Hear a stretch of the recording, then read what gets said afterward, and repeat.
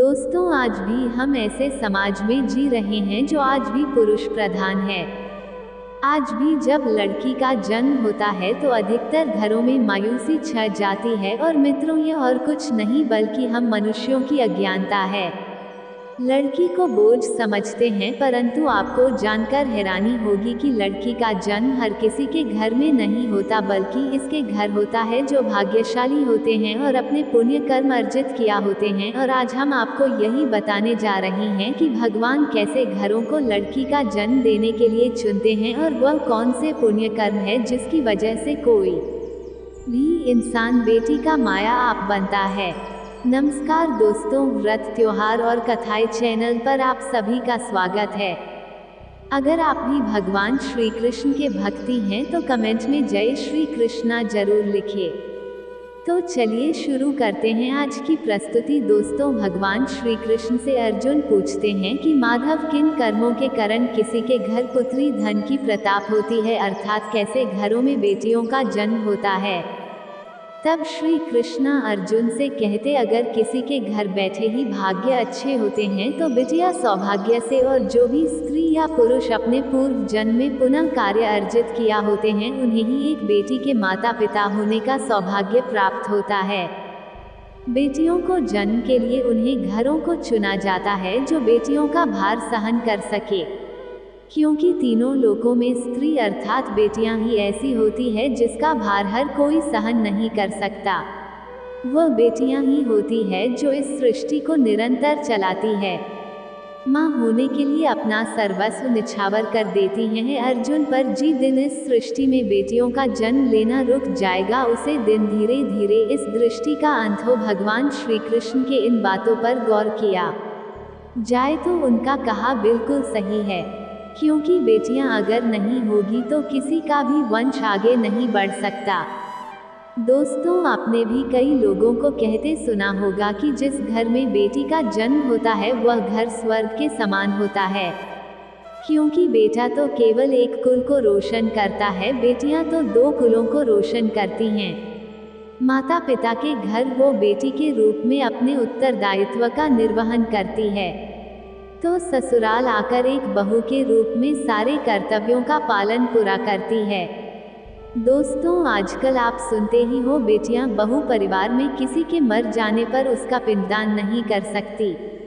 लेकिन ये बिल्कुल भी सही नहीं है, क्योंकि रामायण में बताया गया है कि प्रभु श्री राम के पिता राजा दशरथ की मृत्यु हो गई तो माता सीता अर्थात राजा दशरथ की बहू ने ही उनका पिंडदान किया था, जिससे उन्हें जन्म मरण के चक्र से मुक्ति मिल गई थी। इतना ही नहीं, हिंदू धर्म शास्त्रों में बताया गया है कि बेटियां भी अपने पिता के नाम का पिंडदान कर सकती है। वहीं अगर ससुराल पक्ष में कोई पुरुष नहीं है तो इस स्थिति में बहू भी पिंडदान कर सकती हैं। इसलिए मित्रों, वह लोग बहुत किस्मत वाले होते हैं जिनके घर में बेटी जन्म लेती है। वहीं वह परिवार किस्मत के होते हैं जिनके घर एक से ज्यादा बेटियां होती हैं। शायद यही कारण है कि बेटियों को लक्ष्मी कहा गया है। दोस्तों, बहुत से लोगों की सोच यही होती है, बेटी है तो बिना समय गंवाएं और इस पर पढ़ाई में पैसे लगे, जल्द से जल्द शादी कर दो। लेकिन ये सोच एक बेटी के भविष्य को बर्बाद कर देती है। जरा सोचिए, एक बच्ची के माँ में कितने सपना होते हैं, उसे कुछ करना है, लेकिन ये सपना सिर्फ सपना ही रह जाते हैं। इसलिए अपनी बेटियों को सपना पूरे करने देना चाहिए। उन्हें जीवन में हर वो खुशी दे जो उन्हें मिलनी चाहिए। एक बेटे से ज्यादा एक बेटी हमेशा अपने माता पिता के लिए सोचती है। माता पिता को प्यार और अपनापन बेटी ही दिखा सकती है। बेटी के जन्म को एक जश्न की तरह मनाना चाहिए। माता पिता को बेटी को हमेशा एहसास दिलाना चाहिए कितनी खास ये बेटी है। मित्रों, बेटी कभी भी आप पर बोझ नहीं होती, वह सिर्फ अपनी और अपने परिवार की किस्मत बनाने के लिए जन्म लेती है। एक कथा के अनुसार दो मित्र लंबे समय के बाद एक दूसरे से मिले। एक दोस्त ने दूसरे से उसका हाल पूछा तो जवाब में उसने कहा कि मेरे हाल तो एकदम बढ़िया है, और वह भी क्यों ना, मेरे दो बेटे जो है। तभी वह अपने दोस्त से पूछता कि तेरे घर में कितने बच्चे हैं। दोस्त खुशी के साथ बताता है कि मेरे घर में 2 बेटियां हैं। उसका दोस्त भगवान का शुक्रिया अदा करता हुआ कहता है कि मैं धन्य हूँ, मेरे घर बेटियां नहीं। ये सुनकर पिता की आंखों में आंसू आ गए। तभी उसकी बेटी पिता के मित्र से कहती हैं कि अंकल, भगवान हमेशा भाग्यवान को ही बेटी देते हैं, कभी गरीब को बेटी के रूप में माता लक्ष्मी नहीं देते। भगवान इसको पुत्री का सुख देते हैं जिसके अंदर पालने की सामर्थ्यता होती है, जो गरीब होकर भी अपनी बेटी को पाल सकता है। एक बार स्वामी विवेकानंद वैष्णव देवी की सीढ़ियां चल रहे थे। बगल से किसान अपनी बेटी को कंधे पर बिठा चढ़ाई चढ़ रहा था। तभी स्वामी विवेकानंद ने कहा कि बाबा, आपकी बेटी का बोझ आपको ग रहा होगा, इसको मैं उठा लेता हूँ और माता वैष्णो के दरबार तक ले चला हूँ। सबके सामने स्वामी विवेकानंद से कहा कि बेटी कभी भी आपके कंधे पर बोझ नहीं होती। बेटियां अगर आपके कंधे पर हो तो वह हर बोझ को हल्का कर देती है। मित्रों, बेटियां कभी भी धन की भूख ही नहीं होती, जो सिर्फ मांग और सम्मान की भूख ही होती है।